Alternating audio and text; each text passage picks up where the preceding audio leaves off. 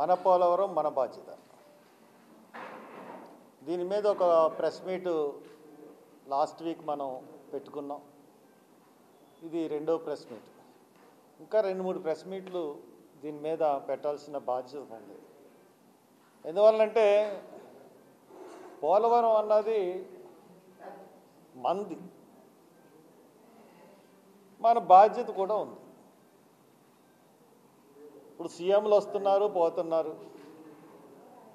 సీఎంలు వచ్చినప్పుడల్లా కాంట్రాక్టర్లు మారిపోతున్నారు. ఒక పెద్ద ప్రాజెక్ట్ని మనం మొదలు పెట్టామంటే ఆ ప్రాజెక్టు పూర్తయ్యే వరకు ఒక కాంట్రాక్టరే ఉండాలి. అలా కాకుండా ఏ సీఎం వస్తే ఆ కాంట్రాక్టర్ని మార్పించడం వల్ల దీంట్లో అనేకమైన అవకతవకలు జరిగినాయి. ఈ అవకతవకలు జరగడం వల్ల ఈ రోజున డయాఫ్రాంపోలో కొట్టుకుపోయింది, గైడ్ బండు కుంగిపోయింది, లేదంటే కాపర్ డ్యాములోంచి సీపేజ్ వచ్చేసింది, దానివల్ల గైడ్ బండు ఇది కొట్టుకుపోయింది. ఇవన్నీ ఎందుకు వస్తున్నాయి? ఈ రోజున ఎంత డబ్బు ఖర్చు పెట్టారో అన్నది ప్రజలకు తెలియదు. పోలవరం మీద శ్వేతపత్రం రిలీజ్ చేసినప్పుడు చంద్రబాబు నాయుడు గారు ఇప్పుడు దాకా దీని మీద ఎంత డబ్బు ఖర్చు పెట్టారో, ఇంకా ఎంత డబ్బులు ఖర్చు పెట్టాలి అన్నది కూడా చెప్పున్నట్లయితే మనకు చాలా బాగుండిపోయింది. అది ఆయన చెప్పలే. పోనీ ఎక్స్పర్ట్స్ కమిటీ వేశారు అంటే ఎక్స్పర్ట్ కమిటీలో దీనిలోని లోపాలని ఎక్స్పర్ట్ కమిటీ నిగ్గు తీయలే. ఎలా కట్టాలి, అసలు లోపాలు తెలుసుకుంటేనే కదా ఎలా కట్టాలన్నది తెలుస్తుంది. మనకి పైన నుంచి గోదావరి వస్తున్నప్పుడు భద్రాచలం కానీ దుమ్ముగూడెం కానీ లేదంటే ఈ పరిసర ఆ పైన నుంచి గోదావరి మనకి ప్రవాహం కింద వస్తూ ఉంటుంది. ప్రవాహం కింద వచ్చినప్పుడు ఈ ప్రవాహం అన్నది అప్ టు కైట్ అనే ప్రదేశం, కైడా అన్న ప్రదేశం వరకు ఫ్లో అన్నది చాలా సమానంగా ఉంటుంది. ఈ కైడా నుంచి ఈ పోలవరం వచ్చి మధ్యలో చాలా జాగ్రత్తగా మీరందరూ ఈ కైడా నుంచి పోలవరం వచ్చే మధ్యలో వాటర్ మిస్ అయిపోతూ ఉంటుంది. అసలు ఈ వాటర్ ఎందుకు మిస్ అవుతుంది? దీని మీద ఆ పరిశోధనలో ఏం తేలింది? దానికి తగ్గట్టుగా డ్యామ్ని డిజైన్ చేశారా అన్నది మనం చూసుకున్నట్లయితే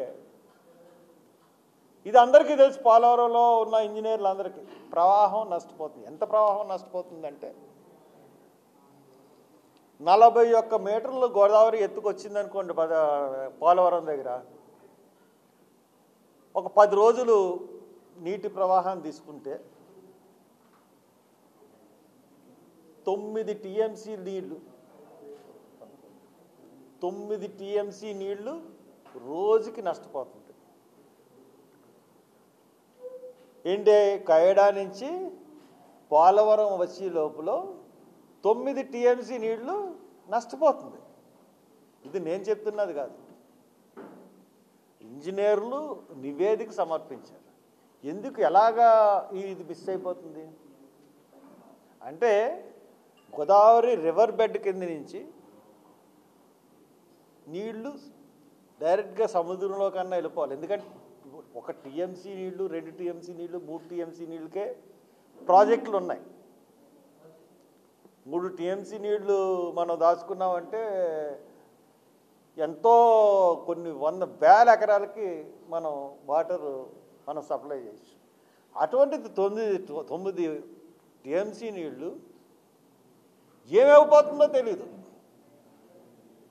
దాన్ని మనం ఏ విధంగా చేయాలన్న దాని మీద ఒక అవగాహన లేదు. ఎందు గురించి అంటే ఒకసారి ఈనాడు పేపర్ మనం చూసుకున్నట్లయితే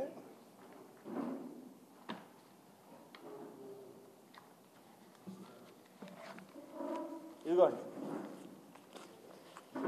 మధ్యలోనే ప్రవాహాలు మాయం.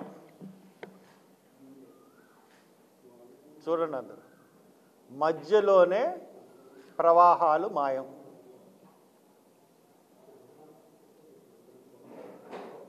జాగ్రత్తగా చూడండి, మధ్యలోనే ప్రవాహాలు మాయం. ఎక్కడి నుంచి ఎక్కడి వరకు మాయం అవుతుంది అన్నది ఆ దాంట్లో చాలా క్లియర్గా ఇచ్చాడు. ఈనాడులో ఇది ఒక ఎక్స్పర్ట్ ఇచ్చిన రిపోర్ట్. ఇది శ్రీనాథుడు గారు అని చెప్పి కింద స్థాయిలో ఆయన దీని మీద వర్క్ చేసి గవర్నమెంట్కి ఇచ్చిన రిపోర్ట్ ఇది. అది ఈనాడు పబ్లిష్ చేశారు. దీంట్లో ఉన్న విషయం ఏంటంటే,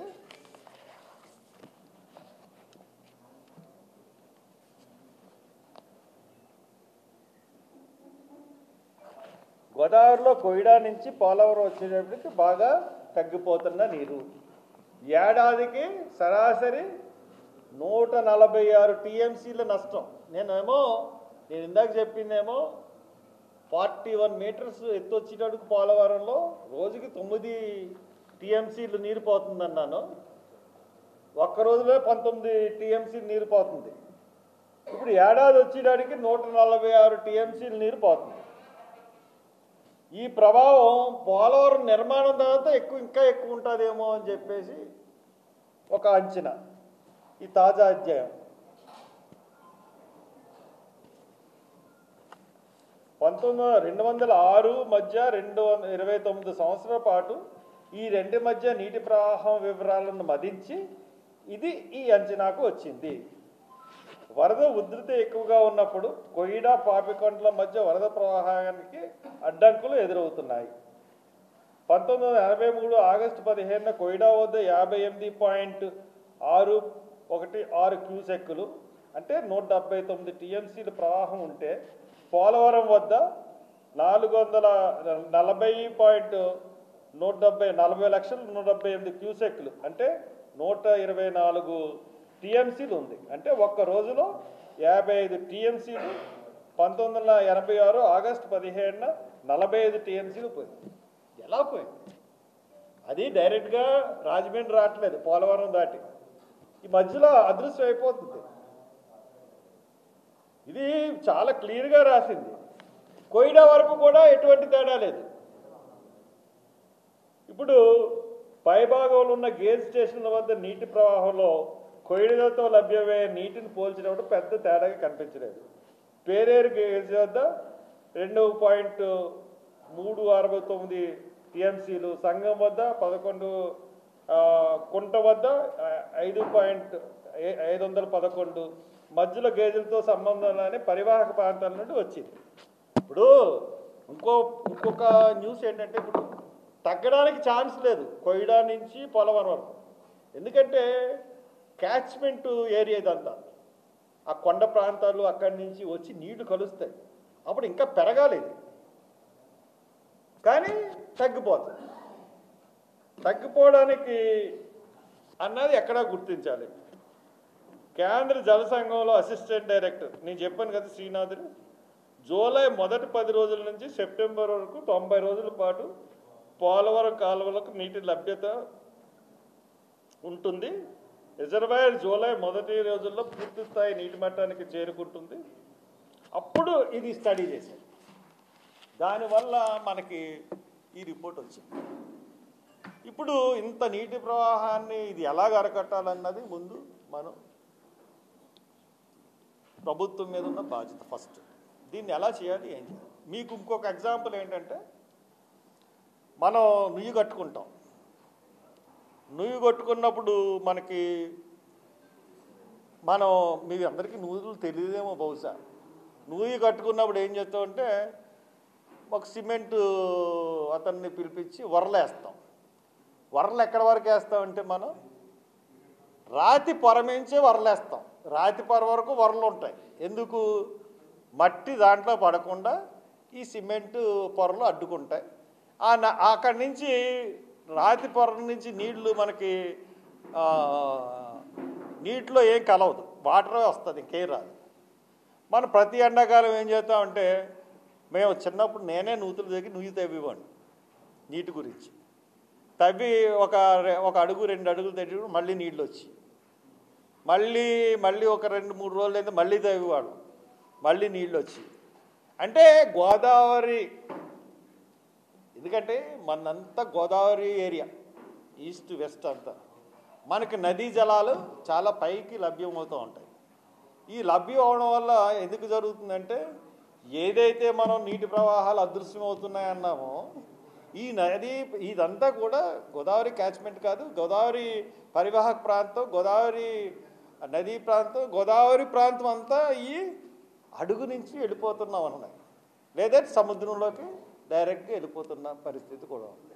అది ఎక్కడికి వెళ్తుందో అన్నది ఎవరికి ఇప్పటి వరకు తెలియదు. అదృశ్యం అవుతుంది అన్నది మటుకు చాలా క్యాలిక్యులేట్ చేశారు, ఎక్కడికి వెళ్తుంది అన్నది మటుకు చెప్పలేదు. ఇకపోతే మనకి ఇంకో కావాల్సింది ఏంటంటే, దీని గురించి మనం అటువంటిప్పుడు మనం ఏం చేయాలంటే, మనం పోలవరం ప్రాజెక్టు మనం కట్టుకుంటున్నాం, చాలా జాగ్రత్తలు మనం తీసుకోవాలి. మనకి మొన్న చెప్పాను నేను సేనయ్య కమిటీ గురించి, సేనయ్య కంపెనీ ప్రైవేట్ లిమిటెడ్ వాళ్ళకి ఈ కాంట్రాక్ట్ రాజశేఖర రెడ్డి గారి టైంలో వచ్చింది. ఆయన 2 డయాఫ్రామ్ వాళ్ళు కట్టాలన్నారు.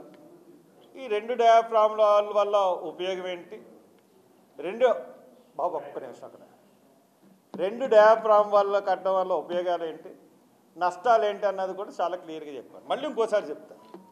ఇప్పుడు 2 డయాఫ్రామ్లో కట్టలేదు అనుకోండి, మనకి ఇలాగ 2 డయాఫ్రామ్లు మనం ఉన్నాయి, 2 కట్టలేదు. కట్టకపోతే ఎందుకు కట్టాలంటే, ఇండియన్ స్టాండర్డ్స్ ప్రకారం 2 డయాఫ్రామ్లు కట్టాలి. ఎప్పుడు కట్టాలి, ఇప్పుడు అది ఆ ప్రాంతం మనం ఒక ఎర్త్క్వేక్ జోన్లో ఉందనుకోండి, అప్పుడు 2 డయాఫ్రామ్లు కట్టాలి. ఎందుకు కట్టాలి, ఎర్త్క్వేక్ జోన్ ఉంటే ఎందుకు కట్టాలి, ఎర్త్క్వేక్ జోన్ ఉందని మనకు అలా తెలుసు. 1969లో అక్కడ ఎర్త్క్వేక్ వచ్చినప్పుడు 5.7 మనకి ఏమంటారు దాన్ని, రెక్టార్ స్కేల్ మీద 5.7 వచ్చింది. తర్వాత 1948లోనో ఎప్పుడో 4.2, 1980లో 4.8 వచ్చింది. మనది ఈ పోలవరం ప్రాజెక్ట్ అన్నది ఎక్కడ ఏ ఎర్త్ జోన్లో ఉందంటే, ఇది రిఫ్ట్ జోన్. ఇప్పుడు 2 డయాఫ్రామ్ వాళ్ళు ఇలా కట్టిన తర్వాత మనకి ఈ కుదుపుకి ఏం జరుగుతుందంటే, ఈ డయాఫ్రామ్ వాళ్ళు పక్కనున్న ఏదైతే మట్టి ఉందో అది కుంచుకుపోయినప్పుడు సింగిల్ డయాఫ్రామ్ వాళ్ళు వచ్చినప్పుడు ఏమవుతుందంటే, ఆ సింగిల్ డయాఫ్రామ్ వాళ్ళ నుంచి అటు ఇటు కుంచుకుపోవడం వల్ల ఏం జరుగుతుందంటే, మనకి బ్రీచ్ ఏర్పడడానికి ఛాన్స్ ఉంది ఎరోజన్ వల్ల. ఇప్పుడు 2 డయాఫ్రామ్ వాళ్ళు కట్టామనుకోండి, ఆ 2 డయాఫ్రామ్ వల్ల కుంచుకుపోయినా కానీ, ఒకవేళ మట్టి కొంచెం ఇదైనా కానీ కాయడానికి ఆస్కారం, 2 డయాఫ్రామ్లు ఉన్నాయి కాబట్టి కాయడానికి ఆస్కారం. ఇప్పుడు అది ఉంటే ఖచ్చితంగా 2 డయాఫ్రామ్ వాళ్ళు కట్టి తీరాల్సిందే.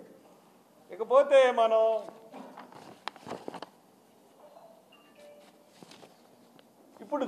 కట్టినప్పుడు, ఇప్పుడు మనం డయాఫ్రామ్ వాళ్ళు కట్టినప్పుడు ఎలా ఉంటుందంటే, మన కట్టిన చోట ఎలా ఉందంటే, ఒక చోట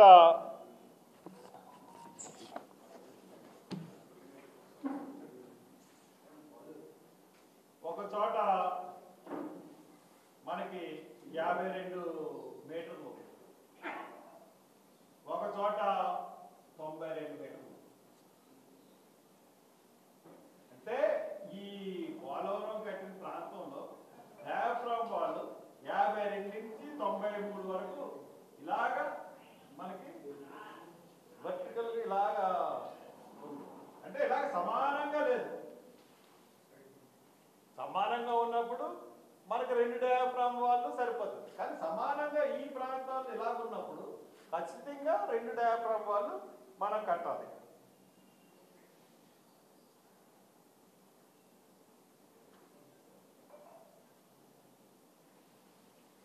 ఆ డయాఫ్రామ్ తర్వాత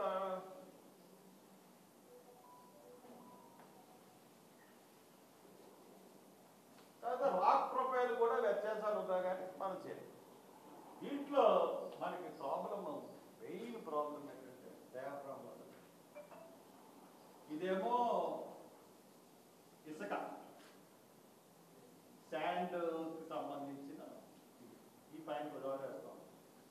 ఇదేమో సెడిమెంటరీ రాక్స్. తర్వాత ఈ వైట్ అంతా కూడా హార్డ్ రాక్. డయాఫ్రామ్ వాల్ ఇప్పుడు మనం ఇంటికి పునాది వేసుకుంటాం. ఇంటికి పునాది వేసినప్పుడు అక్కడ ఉన్న దాన్ని బట్టి ఎంతవరకు వేస్తాం, పైన ఎంత ఎత్తు కట్టాలో దానికి లోతు ఎంతవరకు ఉందో మనం వేసుకుంటాం. ఆ రాకు తగిలినా కానీ ఇంకా స్ట్రాంగ్గా ఉండాలంటే ఇంకా వేసుకుంటాం. ఇప్పుడు ఇక్కడ జియాలజికల్ సర్వే ఆఫ్ ఇండియా ఏం చెప్పిందంటే ఖచ్చితంగా ఈ డయాఫ్రామ్ వాల్ హార్డ్ రాక్ కింద వరకు ఖచ్చితంగా పునాది వెళ్ళాలి. అంటే ఇక్కడేమో హార్డ్ రాక్ ఇక్కడ వరకు వెళ్ళాలి, ఇక్కడ వరకు వెళ్ళాలి, ఇక్కడ వరకు వెళ్ళాలి. కానీ వీళ్ళు ఇక్కడితోనే ముగించేసి హార్డ్ రాక్లోకి వెళ్ళాలి. అసలు మెయిన్ డయాఫ్రామ్ వాళ్ళు కొట్టుకుపోవడానికి కారణం ఇదే. ఇది ఎవరి హయాంలో పూర్తి చేశారంటే చంద్రబాబు నాయుడు హయాంలో పూర్తి. మరి డయాఫ్రామ్ వాళ్ళు ఎందుకు కొట్టుకుపోయింది, టెక్నాలజీ పట్టించుకోలేదంటే ఒక పునాది వేస్తే ఎందుకు కూలిపోతుంది? పునాది సరిగ్గా లేకపోతే కూలిపోతుంది. ఈ పునాది సరిగ్గా లేకపోవడం వల్ల ఈ డయాఫ్రామ్ వాళ్ళు ఎందుకు కొట్టుకుపోయిందంటే హార్డ్ రాక్లోకి పునాదులు వెళ్ళకపోవడం వల్ల ఈ డయాఫ్రామ్ వాళ్ళు కొట్టుకుపోయింది. దీనికి బాధ్యత ఎవరంటే అక్కడ ఉన్న ఇంజనీర్లు, తర్వాత అక్కడ ఉన్న ఈ కంపెనీలు మార్చేయడం వల్ల ఇది ఒక ఏటీఎం లాగా భావించి ఇంకా అలా కట్టొచ్చు తీసుకుని అని చెప్పి ఎంత నష్టపోయింది అన్నది మనకు తెలియని పరిస్థితి. ఖచ్చితంగా నేను 100% చెప్తున్నాను, ఈ పునాదులు హార్డ్ రాక్ వరకు లేవు. నేను ఛాలెంజ్ చేస్తున్నాను గవర్నమెంట్కి కానీ లేకపోతే ఎనీ ఇంజనీర్, హార్డ్ రాక్ వరకు ఉన్నాయా పునాదులు?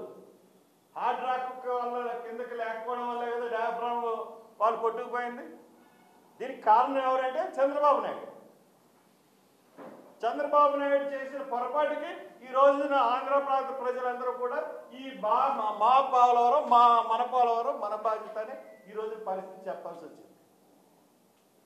ఇకపోతే కాపర్ డ్యామ్ మీకు తెలుసు, ఈ పోలవరం ఎలా ఉన్నదో ఇటు ఎగువ కాపర్ డ్యామ్ ఈ కాపర్ డ్యామ్ నుంచి సీపేజ్ వచ్చేస్తాం.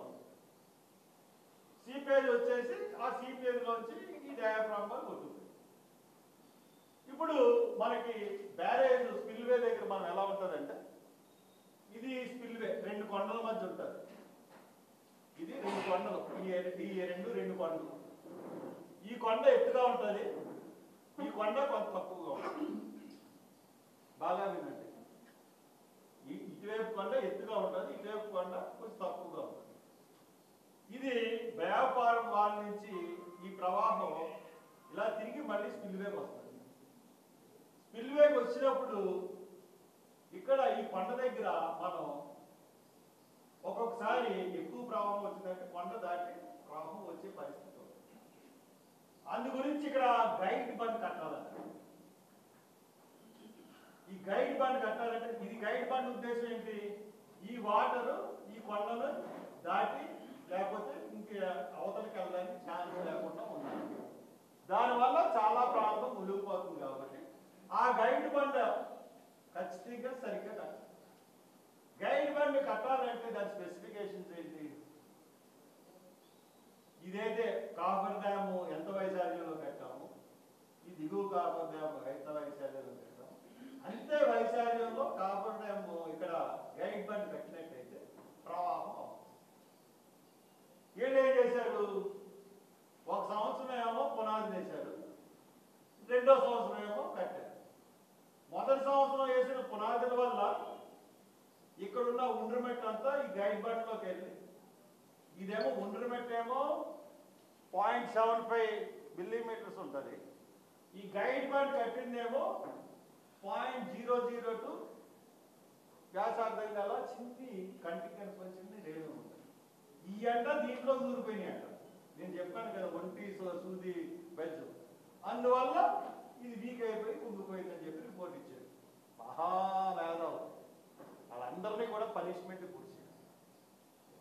అంటే మనకి బ్యారేజ్లో ఉన్నటువంటి పరిస్థితులు అంటే గైడ్ బండ్, డయాఫ్రామ్ వాళ్ళు, స్పిల్వే, తర్వాత కాపర్ డ్యామ్ అన్నీ కూడా తప్పుడు గమ్ముడు పైపు చేద్దాం, క్రెడిట్ కొట్టేద్దాం, లేకపోతే ఈ చేద్దామన్న ఉద్దేశం తప్పితే ఇంకో ఉద్దేశం అన్నది కనపట్లేదు. ఆయన వచ్చాడు, ఆయన జగన్ గారు వచ్చాడు, ఆయన కొంత పెంచాడు డయాఫ్రామ్ వాళ్ళు, ఆయన పెంచాడు. ఆ తర్వాత మరి ఆయన ఏం కట్టాడో ఏం చేయడు. ఇంకొక పెద్ద విషయం ఏంటంటే ఇప్పుడు ఇంత అనవసరమైన ఖర్చు ఇది ఎవరి మీద పడుతుంది? భారం ప్రజల మీదే కదా. ఈ ప్రజల మీద మనం జగన్ ఋషికొండలో 500 కోట్లతో ఒక భవంతి కట్టాడు. అతను వైజాగ్ రాజీనామా చేసి అక్కడ ఉండడానికి అని మన అందరం విమర్శిస్తున్నాం. ప్రతి ఒళ్ళకి కూడా అది చూడగానే మనకి ఒళ్ళు మండిపోయింది. అవును కదా, నిజమే కదా, ఎంత దారుణంగా కట్టాడు ఏంటి. మరి చంద్రబాబు నాయుడు ఈ పోలవరం ప్రాజెక్టు చూపించడానికి జనాలకి 500 కోట్లు ఖర్చు పెట్టాడు బస్సులు వేసి. ఆ డబ్బుని మనం ఏ రకంగా మనం చూడగలం? అంటే ఈ ప్రజానాయకులు అనుకున్నవాళ్ళు తెలుగుదేశం కానీ లేకపోతే వైఎస్ఆర్సీపీ కానీ రెండు ప్రాంతీయ పార్టీలు కూడా ఈ రోజున ప్రజల్ని దోచుకుంటున్నాయి. కాంట్రాక్టుల రూపంలో వచ్చిన డబ్బులను దోచుకుంటున్నాయి. ప్రజలకి కావలసిన చిన్ని తాయిలాలు వేసి అవి పబ్బం గడుపుతూ ఉన్నాయి. ఇది అత్యంత దారుణమైన విషయం. ఈ దాని మీద ఈ నినుపులు అనుకున్న వాళ్ళు నేను చెప్పిన పాయింట్లో ఏది ఖండించినా కానీ నేను రాజకీయాల నుంచే విరమించేస్తాను, ఛాలెంజ్ చేస్తున్నాను. డయాఫ్రామ్ నిర్మాణం కాడించి ప్రతిదీ కూడా లోపభూయిష్టం కాదని కృష్ణ కుమార్ చెప్పిన తప్పు, అతని పరిశీలన ఒక అబద్ధాలు అని చెప్పమనండి. I will challenge. నేను ఇంకోటి చెప్తా ఉన్నాను, మీ పోలవరం ప్రాజెక్ట్ అథారిటీకి కానీ ముఖ్యమంత్రికి కానీ లేకపోతే సెంట్రల్ వాటర్ కమిషన్కి కానీ వీళ్ళందరికీ మేము లెటర్స్ రాస్తాం. కాంపన్సేషన్ అంటే ఎవడైతే వల్ల ఇది జరిగిందో వాళ్ళ దగ్గర నుంచి తిరిగి డబ్బులు వసూలు చేయాలి ఫస్ట్. ఇది కానీ స్పందించకపోతే డైరెక్ట్గా ఈ పాయింట్లన్నిటి పెట్టుకుని హైకోర్టులో పిల్లు వేయడం జరుగుతుంది. కాబట్టి మీరు ఎట్టి పరిస్థితి, ఎందుకంటే నాకు ఎంతోమంది ఫోన్ చేసి ఎన్నో విషయాలు చెప్తా ఉన్నారు అక్కడ జరిగిన అన్యాయాలు అక్రమాలు.